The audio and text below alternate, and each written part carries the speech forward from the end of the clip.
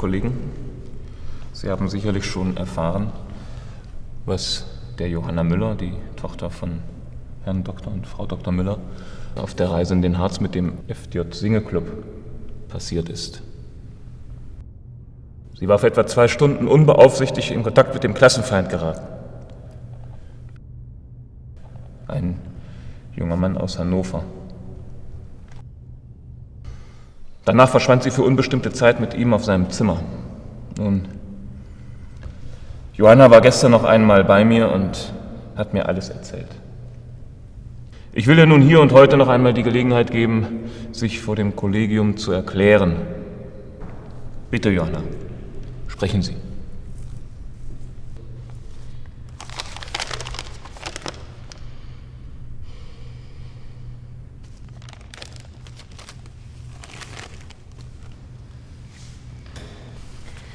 Also, lieber Herr Schulleiter, ich wollte nur sagen, es gibt nichts zu erklären.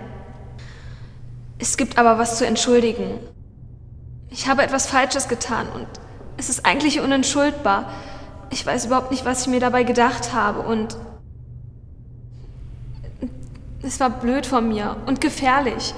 Die Entscheidung, mit dem Jungen zu sprechen, es war eine falsche Entscheidung und das wird niemals wieder passieren. Und ich verspreche Ihnen jetzt und meinen Eltern, nie wieder gegen die Prinzipien unserer Heimat zu verstoßen. Ich lasse sowas einfach nicht mehr zu. Und ich passe von nun an besser auf mich auf. Und ich bitte nur noch um eins. Ich bitte um Entschuldigung. Mir tut es wirklich alles sehr leid.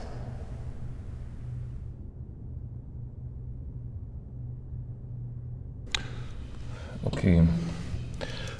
Ja, Frau Kollegin, was halten Sie davon? Also ich würde sagen, dass wir uns nochmal zu einer Beratung zurückziehen sollten. Ja, wie sieht es bei Ihnen zeitlich aus, Herr Kollege? Ich schlage vor, wir setzen uns heute Nachmittag um 14 Uhr noch einmal zusammen. Ja. Ich denke auch, das ist der richtige Weg. Und also Jana, das war wirklich gut. Ich muss mich allerdings noch einmal mit meinen Kollegen zurückziehen. Wir werden dann eine Entscheidung treffen. Aber ich denke, es wird alles sich zum Guten wenden. Sie dürfen gehen.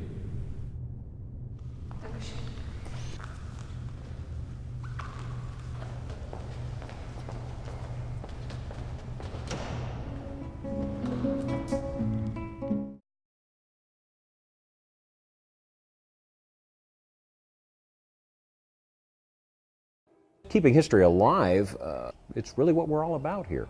The National Auto Museum in Reno, Nevada is truly a one-of-a-kind marvel, showcasing some of the finest and rarest examples of man-made engineering.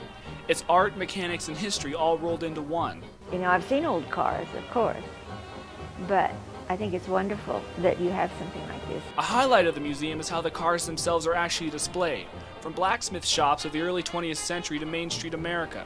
Putting the cars into visual and historical context adds to the overall experience. But behind the chrome and polished brass, there's another aspect of the museum that makes it a truly unique experience. The National Automobile Museum plays home to over 200 cars, many of which you'll see nowhere else in the world. And the most amazing thing is that many of these cars are fully functional. But what exactly does it take to keep these cars in such great condition? Since the maintenance shop is for authorized personnel only, it might be a good idea to first get yourself authorized. Inside the shop, you'll find out firsthand why such great care is given in order to keep these cars alive. Unfortunately, automobiles don't like to sit. Cooling systems, rubber parts, and things like that continue to deteriorate while an automobile is actually sitting stationary. And I think Miles Collier called it death by museum. Jay Hubbard is head of the shop at the museum, and he believes that the maintenance of these old treasures provides a greater purpose beyond simply making them presentable for display. But I think it adds an entire new dimension when someone can actually see it run. Guests of the museum seem to feel the same way. They were just for display, but they can run? So now let me ask you this. When something goes wrong on these that you haven't dealt with in the past, how do you go about fixing it? I mean, you can't just run down to AutoZone, buy a book on how to, and come back and do it. Happily, Mr. Harrow, one of his lasting legacies is the creation of his automotive library.